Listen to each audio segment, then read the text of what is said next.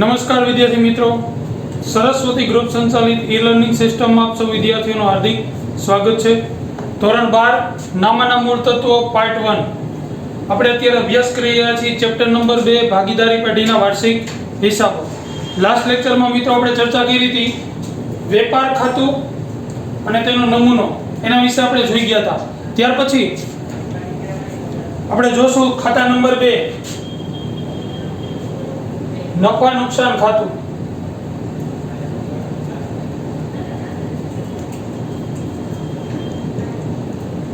વેપાર ખાતું એનો અર્થ, વેપાર ખાતામાં કેવી માહિતી આવે એ અંગે એનો નમૂનો તમે લખેલો હશે।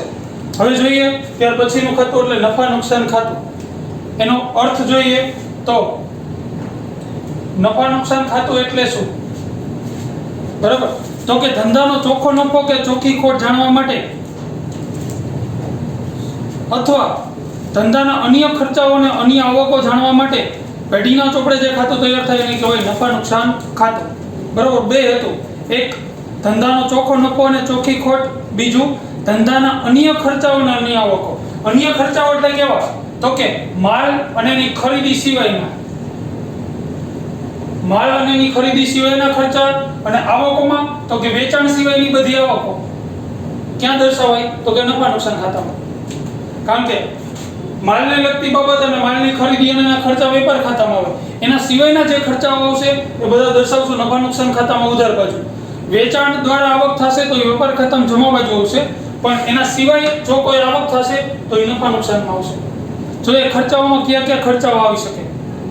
સ્ટેશનરી ખર્ચ, વીમા પ્રીમિયમ, ભાડું, કમિશન, વીમા પ્રીમિયમ, વટાવ, કાલખાત,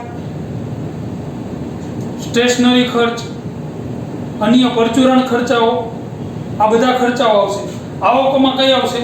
તો કે મળેલ દલાલી, મળેલ કમિશન, મળેલ વ્યાજ, મળેલ ડિવિડન્ડ, પરચુરણ આવક, પસ્તીનું વેચાણ, આ બધી આવકો છે ક્યાં દર્શાવાશે? નફા નુકસાન ખાતામાં જમા બાજુ। હવે આ ખાતું છે ક્યારે તૈયાર થાય? તો કે વેપાર ખાતું તૈયાર થઈ ગયા પછી। વેપાર ખાતાનો ચોખ્ખો કાચો નફો કે કાચી ખોટ તમે શોધી લીધી, એ નફા નુકસાન ખાતામાં લઈ આવો, ઉપર જ લખાય।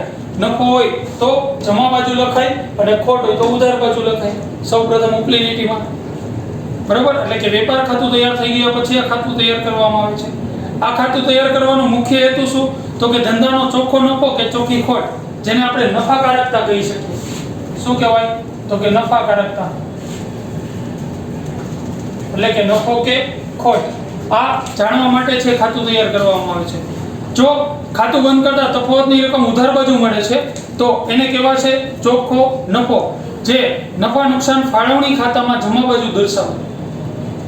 ઉધાર બાજુ તફાવતની રકમ મળે છે તો એ લઈ જવાય નફા નુકસાન ફાળવણી ખાતામાં જમા બાજુ, અને જો જમા બાજુ તફાવતની રકમ મળે તો એને કહેવાય ચોખ્ખી ખોટ, જે નફા નુકસાન ફાળવણી ખાતામાં ઉધાર બાજુ સૌપ્રથમ દર્શાવે। આ રીતના છે આપણું નફા નુકસાન ખાતું છે એ ક્લોઝ થશે। હવે તમારે છે બે ખાતું, તમે વેપાર ખાતું અને એનો નમૂનો લખેલો હશે, રાઈટ? ત્યાર પછી તમારે બે કરીને હેડિંગ આપવાનું રહેશે નફા નુકસાન ખાતું। સ્લાઇડમાં જે પ્રમાણે પોઈન્ટ આપેલા છે એ પોઈન્ટ તમારે લખી લેવાના રહેશે। એ લખાઈ જાય પછી નીચે છે એ હેડિંગ આપવાનું રહેશે નમૂનો,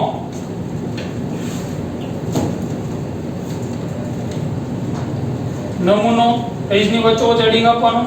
એનું પહેલા છે એ હેડિંગ આવશે શ્રી, ખાલી જગ્યા અને ખાલી જગ્યાનું તારીખ, ખાલી જગ્યાના રોજ,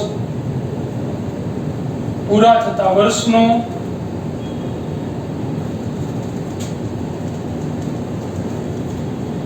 નફા નુકસાન ખાતું,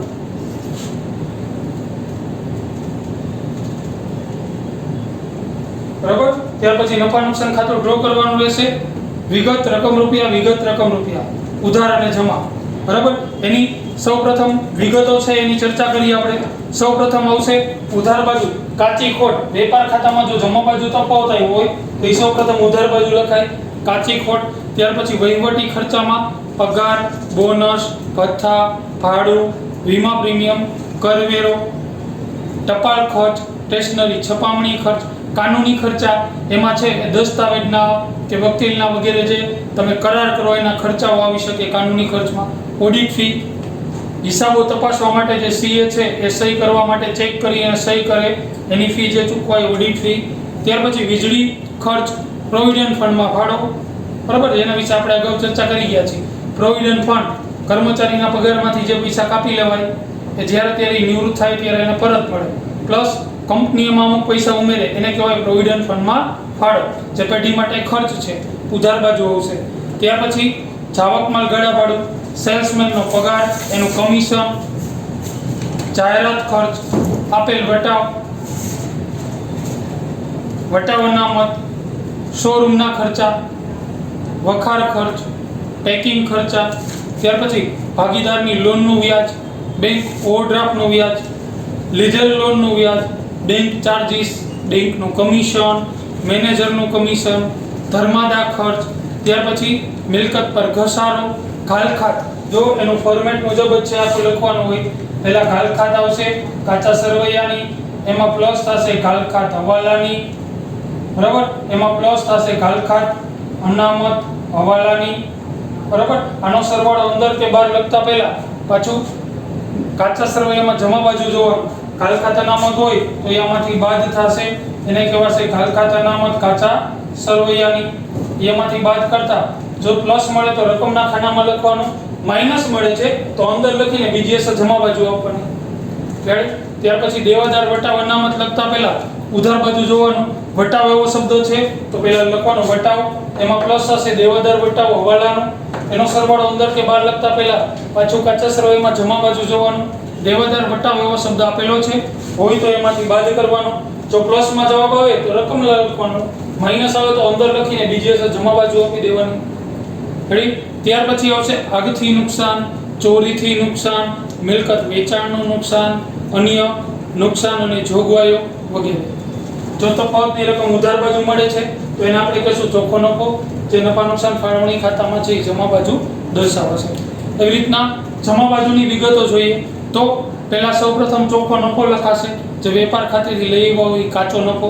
ત્યાર પછી અન્ય આવકોમાં જોઈએ મળેલ વ્યાજ, મળેલ ભાડું, મળેલ વટાવ, મળેલ કમિશન, મળેલ દલાલી, મળેલ આડત, રોકાણોનું વ્યાજ, આપેલી લોનનું વ્યાજ, ઘાલખાત પરત, મિલકત વેચાણનો નફો, પસ્તીના વેચાણનો નફો અથવા પસ્તીનું વેચાણ, ભંગારની ઉપજ, પરચુરણ આવક. જો તફાવતની રકમ જમા બાજુ મળે છે તો એને કહેશું ચોખ્ખી ખોટ, જે ફાળવણી ખાતામાં છે એ ઉધાર બાજુ દર્શાવવામાં આવે છે. આ પ્રમાણે આપણું છે એ નફા નુકસાન ખાતું ક્લોઝ થશે. રેડી. ત્યાર પછીનું આપણું ખાતું 2 જોઈએ, ખાતા નંબર 3 નફા નુકસાન ફાળવણી ખાતું.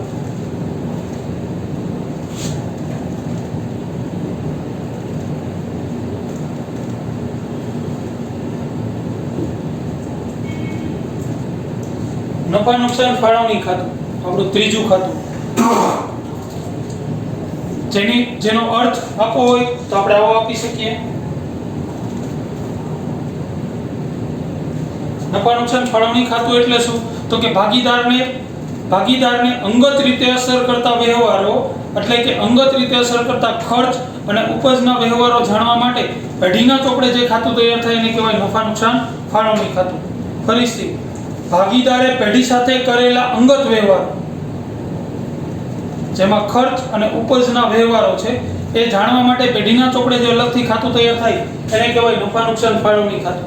આની ઉપરથી આપણે એક બાબત એવું જાણી શકાય કે ભાગીદારે જે પેઢી સાથે વ્યવહારો કર્યા છે ને એની જ અસરો આવશે. આવી અસરો એટલે તો કે ભાગીદારની મૂડીનું વ્યાજ, ઉપાડનું વ્યાજ, ભાગીદારનો પગાર, બોનસ, કમિશન, મહેનતાણું વગેરે. ભાગીદારનો પગાર અથવા ભાગીદારનો મુસાફરી ખર્ચ અથવા ભાગીદારને કોઈ કમિશન મળવાપાત્ર થતું હોય તો તે. એનો મતલબ એવો કે ભાગીદારની મૂડીમાં વધારો કરતી બાબતો છે એ ઉધાર બાજુ આવશે અને ઘટાડો કરતી બાબતો જમા બાજુ. જો ભાગીદારની મૂડીમાં વધારો કરતી બાબતો પેઢી માટે ખર્ચ કહેવાય, ભાગીદાર માટે આવક. ભાગીદારની મૂડીમાં ઘટાડો કરતી બાબત પેઢી માટે આવક, ભાગીદાર માટે ખર્ચ. બરાબર. ચાલુ ખાતાની જમા બાકીનું વ્યાજ, ઉધાર બાકીનું વ્યાજ વગેરે નોંધાશે. આ ખાતું એ નફા નુકસાન ખાતાનો જ એક ભાગ છે. બરાબર. નફા નુકસાન એટલે એ જ પ્રમાણે તૈયાર થશે. ખર્ચાઓ બધા ઉધાર બાજુ પેઢીના અને પેઢીની આવકો બધી જમા બાજુ. આ ખાતું છે એ અલગથી તૈયાર કરવું ફરજિયાત નથી.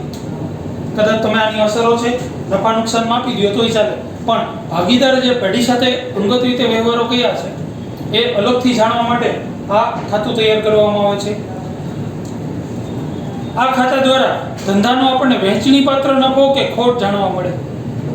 વહેંચણી પાત્ર નફો કે ખોટ, જો તફાવતની રકમ આપણને ઉધાર બાજુ મળે છે તો આપેલા પ્રમાણમાં વેચી ભાગીદારોના મૂડી કે ચાલુ ખાતે જમા બાજુ લઈ જવાય.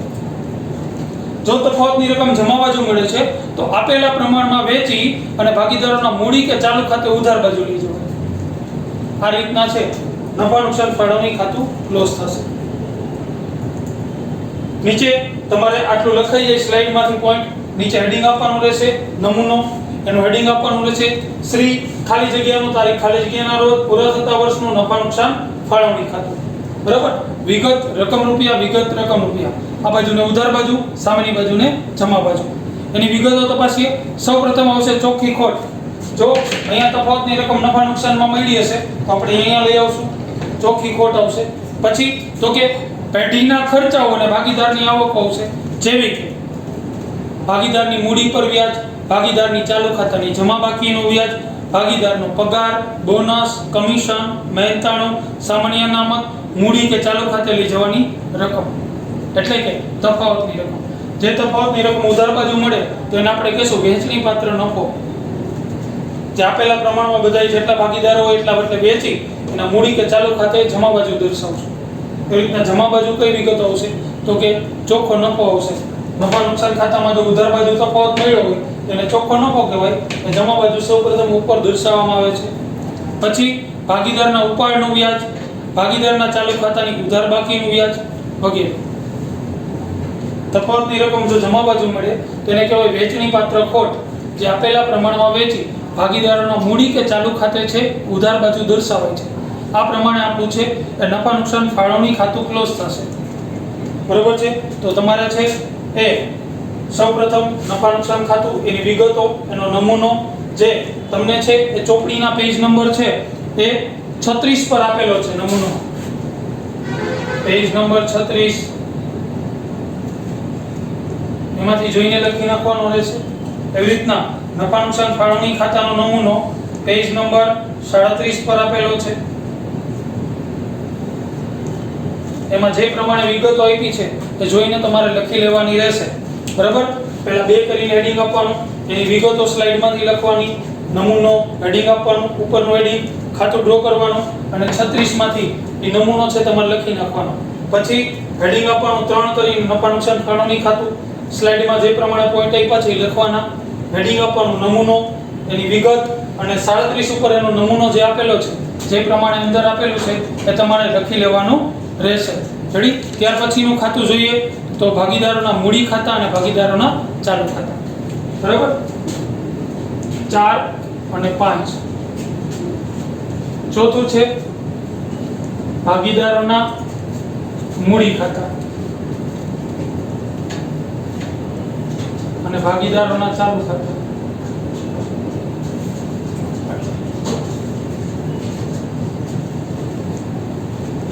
આના વિશે છે આપણે ચેપ્ટર નંબર 1 માં પૂરતી માહિતી મેળવી ગયા. બરાબર.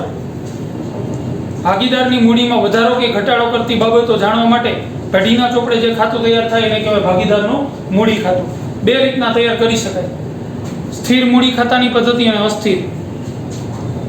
કાયમી મૂડી ખાતાની પદ્ધતિ અને હંગામી મૂડી ખાતાની પદ્ધતિ. જો મૂડી ખાતું અસ્થિર હશે તો મૂડી ખાતું એક જ તૈયાર થશે. જો મૂડી ખાતું સ્થિર હશે તો મૂડી ખાતાને બદલે કયું ખાતું તૈયાર થશે? ચાલુ ખાતું. ચાલુ ખાતામાં છે એ મૂડી દર્શાવવાની ન હોય, ચાલુ ખાતાની બાકી આપેલી હોય. મૂડી છે ત્યાં સ્થિર રહે, ડાયરેક્ટ પાકા સરવૈયામાં દર્શાવી નાખવાનું. એના સિવાયની બધી બાબતો જે આમાં દર્શાવાય છે બધી આમાં જ દર્શાવાય. બરાબર. માત્ર મૂડી એક ન આવે, આમાં મૂડી આવે, આમાં મૂડી ન આવે, એટલો જ ફેર પડશે. બરાબર. હવે તમને એમ થાય કે ખબર કેમ પડે તો મૂડી ખાતું તૈયાર કરવાનું, ચાલુ ખાતું, તો આપણે જે રકમ સ્વરૂપે કાચું સરવૈયું આપેલું છે, રકમ સ્વરૂપે જે કાચું સરવૈયું આપેલું હોય એમાં જ આપેલું હોય. મૂડી ખાતાની બાકી આપેલી હોય ખાલી, મૂડી કરીને ભાગીદારોનું નામ આપ્યું હોય તો મૂડી ખાતું તૈયાર કરવાનું. પણ મૂડી ખાતું અને ચાલુ ખાતું બે આપ્યું છે તો ત્યારે મૂડી ખાતું સ્થિર સમજવાનું, ત્યારે ચાલુ ખાતાની બાકી ચાલુ ખાતું ડ્રો કરવાનું અને એમાં અસરો આપવાના. રેડી? આ ચાલુ ખાતાની બાકી કોઈ પણ હોઈ શકે, જે આપણે પહેલા ચેપ્ટરમાં જોઈ ગયા હતા. એની ઉધાર બાકી હોય એટલે કે મૂડી દેવા બાજુ એની બાકી આપેલી હોય, મિલકત લેણા બાજુ આપેલી હોય. એનો મતલબ એવો તમારું રકમનું જે કાચું સરવૈયું આપ્યું છે એમાં ઉધાર બાજુ ચાલુ ખાતું આપ્યું હોય અને જમા બાજુ આપ્યું હોય. કોઈ એક ભાગીદારનું ઉધાર હોય, કોઈ એકનું જમા હોય, તો જેનું ઉધાર છે એનું ચાલુ ખાતામાં ઉધાર બાજુ લખવાનું, બાકી આગળ લાવ્યા. જેનું જમા હોય એનું જમા બાજુ લખવાનું, બાકી આગળ લાવ્યા. રેડી? તફાવતની રકમ, જેમ મૂડી ખાતામાં તફાવતની રકમ ઉધાર બાજુ જ મળે, જમા બાજુનો જ સરવાળો વધુ હોય. કારણ કે ક્યારે એવું નહીં બને કે ભાગીદારો પેઢીમાં જેટલી મૂડી રહી ગઈ જેનાથી બધું ઉપાડી શકે. એટલે હંમેશા તફાવતની રકમ ઉધાર બાજુ જ મળશે. જ્યારે આમાં એવું નહીં હોય, તફાવતની રકમ કોઈ પણ બાજુ મળે. ચાલુ ખાતાની જમા બાકીનું વ્યાજ એ ભાગીદાર માટે આવક અને પેઢી માટે ખર્ચ, બરાબર? જ્યારે ઉધાર બાકીનું વ્યાજ એ ભાગીદાર માટે ખર્ચ અને પેઢી માટે આવક, બરાબર? આ ઉધાર બાકી અને આ જમા બાકી. જમા બાકી એટલે શું? તો કે ભાગીદારના પૈસા એમાં પડ્યા છે તો પેઢી એને વ્યાજ આપવું પડે, તો ભાગીદાર માટે આવક કહેવાય, પેઢી માટે ખર્ચ કહેવાય. અહીંયા ઉધાર બાકી હોય તો હોય એનાથી વધારે ઉપાડ લીધા હોય, ભાગીદાર માટે ખર્ચ, પેઢી માટે આવક. રેડી? તો આ પ્રમાણે છે એ તમારે આ બધું લખી નાખવાનું છે. નીચે છે 4 કરીને ભાગીદારોના મૂડી ખાતા, એમાં કઈ ડિટેલ લખવાની નથી. તો એ રીતના લીટી છોડી 5 કરીને હેડિંગ આપી દેવાનું, ભાગીદારોના ચાલુ ખાતા, એની કઈ ડિટેલ તમારે લખવાની નથી. ક્લિયર? આપણે નેક્સ્ટ લેક્ચરમાં છે એ ત્રીજું ખાતું એટલે કે આખું સરવૈયું, એના પછીનું છઠ્ઠું ખાતું આખા સરવૈયા વિશે અભ્યાસ કરીશું. રેડી? તમારે આ બધું છે વ્યવસ્થિત ચોપડામાં લખી લેવાનું રહેશે. ઓકે મિત્રો, થેન્ક યુ.